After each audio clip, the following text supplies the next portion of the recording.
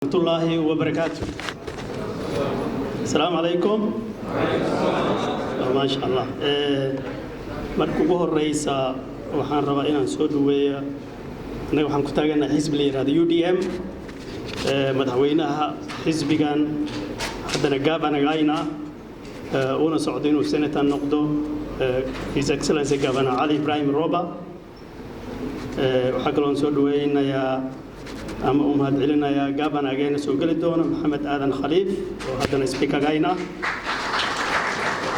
وحكلون الجوجو MP الكايني National Assembly Honorable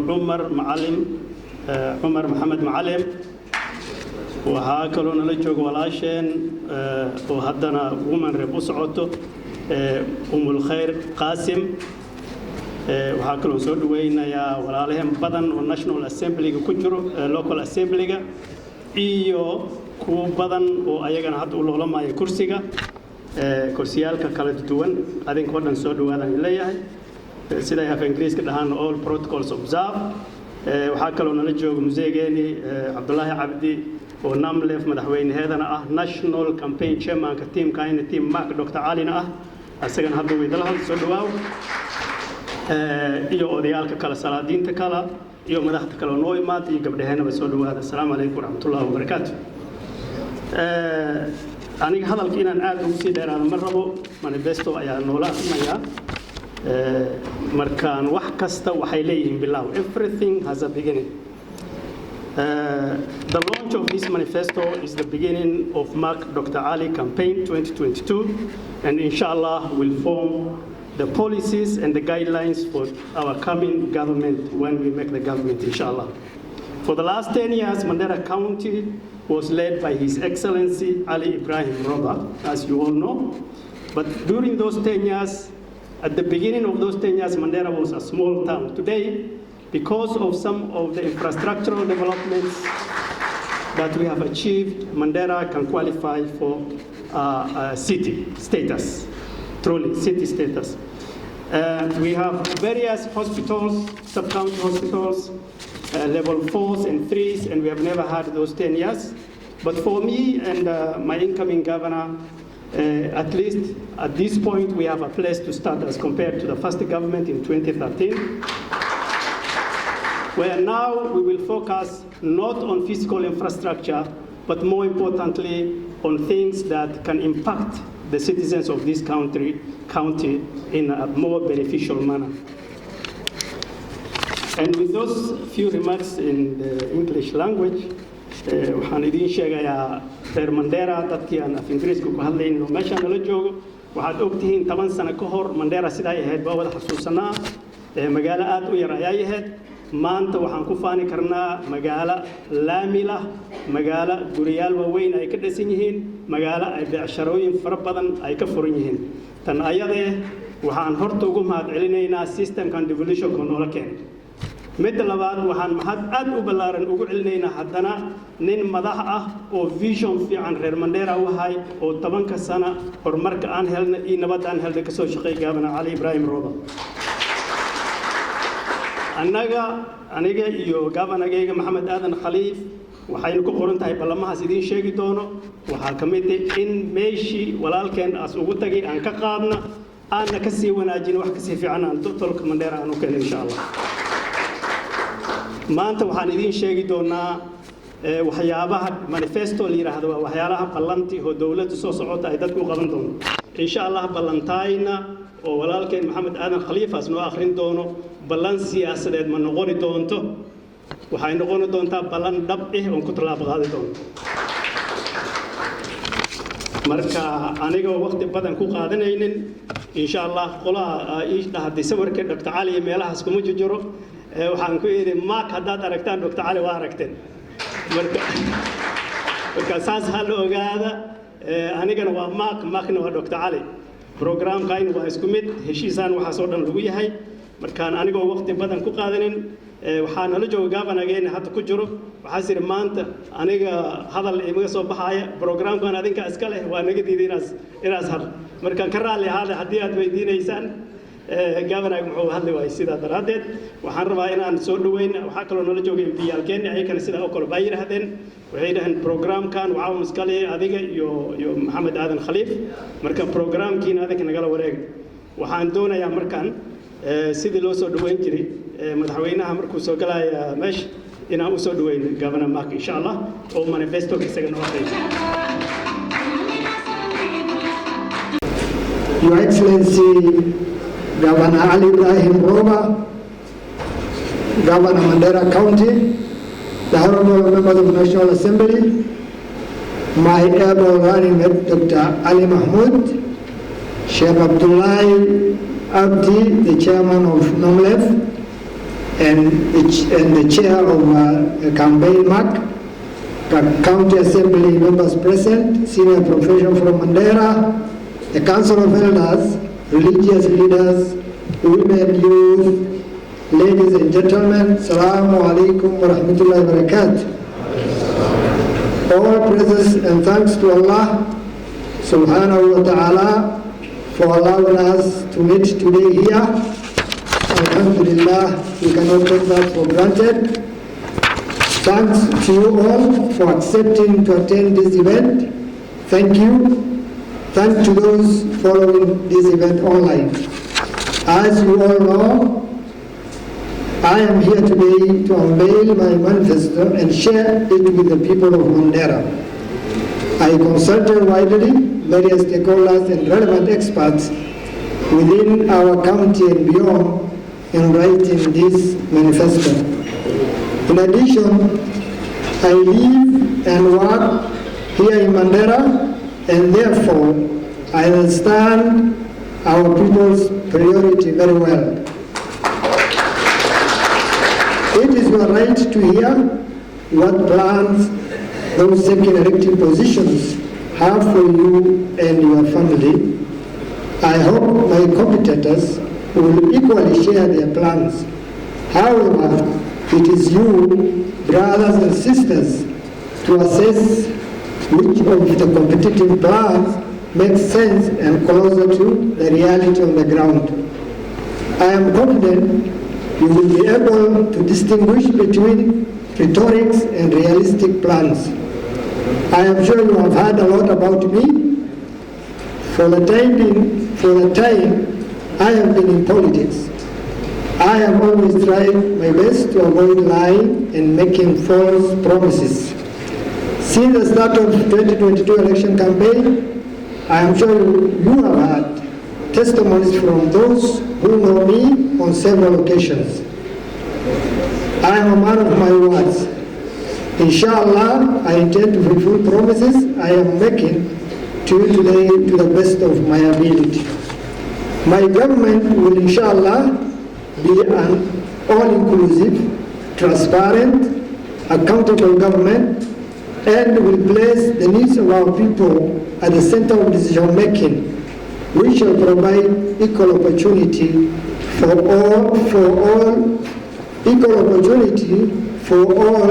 our prosperity. My government will focus broadly on two areas: wealth creation and addressing the basic needs of our people. Over the past 9 years, His Excellency Governor Ibrahim Roba has invested heavily in establishing the foundation of our county. At the start of devolution in 2013, Mandera lacked basic infrastructure and human capital. Today, Mandera County has become a flourishing country with well-developed infrastructure and well-trained workforce able to deliver quality services for our people. We thank His Excellency Governor Roba and his team for their effort. The priority for the next county government shall be to build on solid foundation established by His Excellency Governor Ali Roba and also expand opportunities for all. My government will focus on three broad pillars. Pillar number 1, transforming lives and livelihoods. Number 2, transforming communities. Number 3, transforming Mandera County.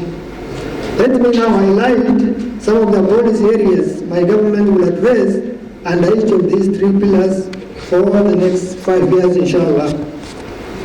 Should you, the good people of Mandera, hire me as your governor, inshallah, my government will undertake the following programs. Under pillar number 1, transforming lives and livelihoods.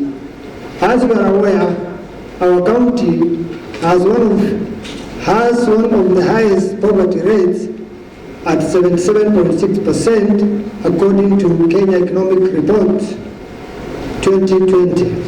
Since 2020, our region has faced extreme pressures due to COVID-19 pandemic and droughts, which have debilitated our main economic base.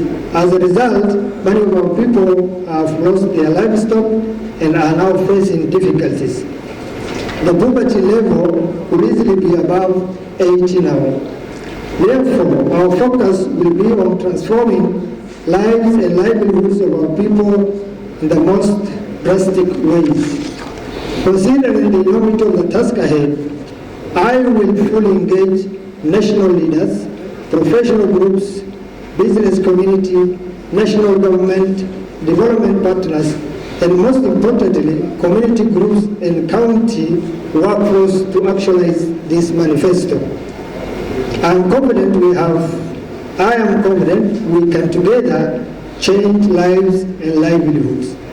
Achieving this requires a concerted effort and a deliberate attempt to push boundaries and to do hard things and move out of our comfort zones. It will involve going beyond the county government function. We shall engage national government fully so that whatever we do will comply with laws governing devolution and intergovernmental relations. Number 1 is education. Our focus will be on all levels of education. Early childhood education. Adequately invest in infrastructure, learning and teaching resources for early childhood education. In consultation with parents and stakeholders, consider the possibility of integrating Duxi education into the county-managed ECD centers. Initiate and implement a feeding program for pupils in early childhood education. Employ ECD teachers and managers and separate the management of ECD centers from the primary school. Number 2, primary and secondary education. Decentralized education bursary allocation to improve fairness and reduce double allocation. Set partnership between the county and the national government, development partners, and NGCDF to improve schools' infrastructure and capacity building of teachers and schools' boards of management. Promote health education in our schools, such as deworming school children and improving sanitation. In partnership with the Ministry of Education and Teacher Service Commission, recruit up to 1,000 qualified youth for school-based teacher training programs to address teacher shortages in our primary and secondary schools. In partnership with CDF, development partners, establish and equip one secondary school according to the national standard in every constituency, inshallah. Subsidize parent contribution to the boarding school fees for 10,000 students to a maximum of 20,000 per student. Technical colleges and adult literacy. Launch a county-wide adult literacy and continuing education program to empower communities to play their role in our county political, social, and economic development. Invest in technical colleges, infrastructure, equip, and expansion of process. Number 2, healthcare. Ensure Mandera County Referral Hospital operates optimally with all the key departments fully operational. Ensure the county patient referral system operates efficiently and effectively and is fully resourced. Ensure every location has access to fully equipped health center with clinical officer and other qualified health personnel. ensure all hospitals and health centers and adequately staffed, equipped, and supplied with essential drugs and medicine. Decentralize healthcare management to sub-county and build a management capacity of the healthcare workers. Incentivize healthcare workers through timely promotion, training, and improved work environment. Consultation with the county health management introduce targeted recruitment of health workers to address capacity gaps. Introduce affordable universal health care scheme to improve our county resident access to quality health services. Ensure that primary health care provisions across the county are of high standard. Partner with Cambridge to provide regular training for healthcare staff to address new diseases. Invest in maternal, newborn, and child health care services. Provide comprehensive health care coverage for the county population. Social protection, number 3. Introduce cash transfer programs for 20,000 vulnerable households in the next 5 years. Provide shelter and basic sanitation for 2,000 vulnerable households in the next 5 years. Regularize and support all the orphanages in the county. Agriculture and livestock. Provide agricultural inputs such as seeds, fertilizers, and equipment. Increase area and irrigation to over 30,000 acres. Expand veterinary and agricultural extension services. Avail Sharia-compliant credit facilities for private investors interested in modern agricultural and livestock farming enterprises. Number 5, potable water. Build at least 6 large-scale dams to provide sufficient water for livestock irrigation and human consumption. All sub-county headquarters to have clean and accessible water for their residents. Scale up water harvesting techniques and watershed management strategies in our county. Number 6, youth empowerment. Dear brothers and sisters, our county is blessed with a youthful population. According to 2019 population census, 67.3% of our population are under 20 years of age and 82% are under 30 years. Many will have considered such youthful population a burden and a ticking time bomb. While the demands for young population are high and currently the level of unemployment is high, seeing youth unemployed as a problem is a mistake. I will argue that we need a mindset change to resolve youth unemployment. Firstly, we must consider unemployed youth as a resource rather than a problem. Then we can unleash this underutilized resource for our county's benefit through deliberate and collaborative effort. Secondly, looking at the government as an employment bureau is a misunderstanding of the role of the government. While in our case, the county government is the primary source of sustainable job at the present, unfortunately, there is a limit to the number of people that the county can employ. Therefore, the solution to the unemployed problem is to grow our economy and multiply opportunities through which our young people can gain employment. Building the skill of our young people and availing financial resources that they can utilize to start businesses will both resolve unemployment problems and create wealth. Thirdly, growing an economy is a shared responsibility between the government and the private sector. It is a partnership between the government and the people that create an environment for the economy to grow. Therefore, the private sector is a leading employment creator and must be seen as an active participant and not a passive observer. There is a need for the private sector to play its role in influencing government policies so that projects and programs geared towards wealth creation are prioritized. The wealth we generate will support us fund social programs such as healthcare, education, social protection, among others. My government shall will address the issue of youth employment with the seriousness it deserves. Some of the measures we shall undertake include the following: expand the participation of young people in the county development and guarantee at least 30% of all the appointments, projects, and budgets specifically targeted. Provide structured support for youth talent development in creative arts and sports sectors. Create at least 2,000 jobs for youth every year in the informal and informal sectors. Establish Mandera County Youth Empowerment and Development Fund to support youth-led enterprises and specialized technical skills training opportunities. Establish ICT tech hubs in each sub-county to provide opportunities for youth to access tech industry. Establish a partnership with National Youth Service to provide technical training for our youth to fill identified skill gaps. Number 7, women empowerment.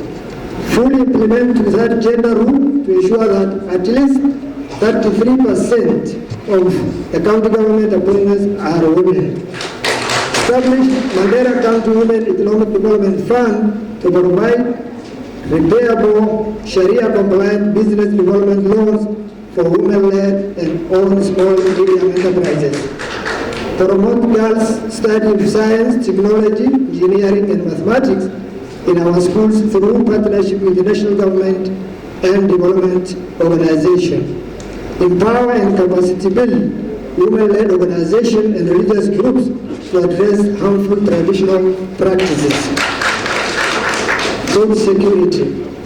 Provide agricultural input, seeds, fertilizers, and equipment, and subsidies to improve productivity and farm income. Increase the area and irrigation to 1,000 acres through expansion and rehabilitation of old schemes. Introduce county government purchase program for cereals and other staple crops to incentivize farmers. Deliver Sharia-compliant credit facility for private investors interested in establishing modern agricultural and livestock farming enterprises that support value addition. Expand veterinary and agricultural extension services through investment in human capital and physical infrastructure. Reduce food insecurity by improving food storage to reduce post-harvest losses. Intensify research and create more demonstration plots to build capacity of farming communities. Transforming communities. That's pillar number 2. To achieve the goal I have set out under the pillar 1, we must build on and iterate the peace that we have enjoyed over the past 5 years.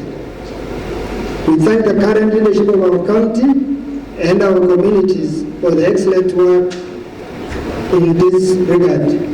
As your next governor, inshallah, I will focus on 3 broad areas to push this agenda forward: building a united and cohesive county, strengthening the traditional conflict resolution mechanism in our county, ensure equitable resource allocation in all sub-counties, build a shared Mandera identity while appreciating the differences in diversity, ensure equitable employment opportunities for all the residents of Mandera.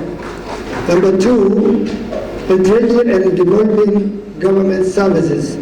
Develop county government functions to the ward level. Encourage community involvement in development planning and implementation. Build staff capacities and provide necessary resources, authority and responsibility to execute county operations at all levels. Build capacity of social and community groups to hold the county government staff accountable. Number 3, climate change and adaptation and mitigation. Plant over 1 million trees across the county to counter negative impact of climate change. Governor Roba has done a lot in Mandera town.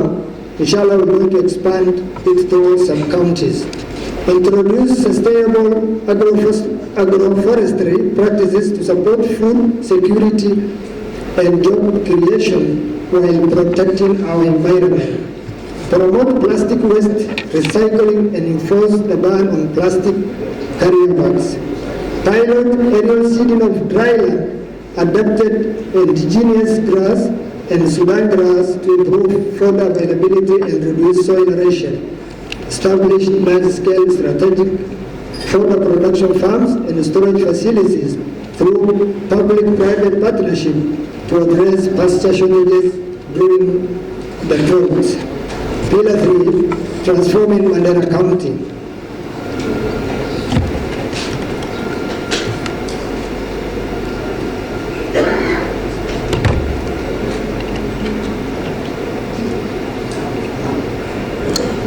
Investing in growth-oriented industries for wealth creation. Established a Directorate and Ministry of Trade and Industry exclusively responsible for researching, collecting, and disseminating information related to agricultural and livestock production value addition. Provide training and study visits opportunities for community groups, especially women and youth, to learn agricultural and livestock value addition.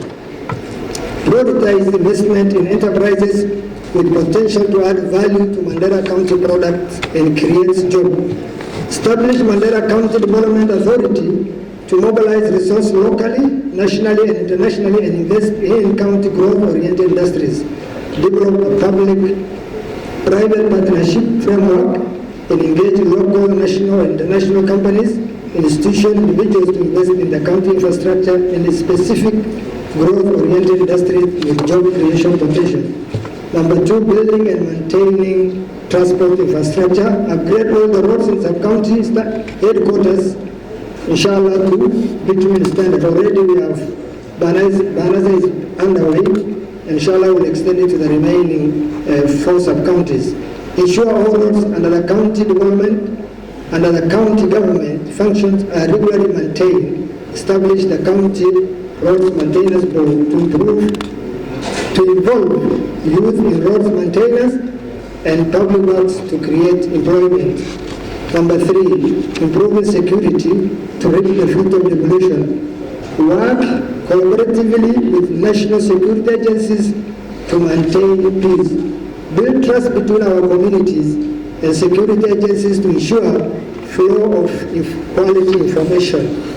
Build collaborative relationship with the neighboring counties and broader communities to maintain peace and develop earlier response system. Provide training and employment opportunities for youth to avert radicalization. Provide healthcare coverage for National Police Reserve employed by the county government. Facilitate full bursary allocation for the NPR children in the secondary schools to motivate them. Building an accountable and transparent county government. Number 4, establish an online development project monitoring platform to ensure quality and timely implementation. Establish an effective and efficient project delivery monitoring unit under the governor's office to ensure development project meet value for money consideration. Ensure meritocracy involved in government appointment and promotion. Ensure efficient and effective government operations by introducing regular staff performance appraisal.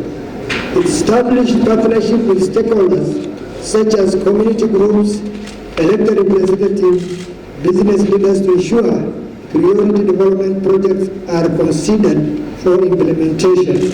Number 5, building sustainable towns and urban centers. Fast track the process of title deeds for already surveyed towns.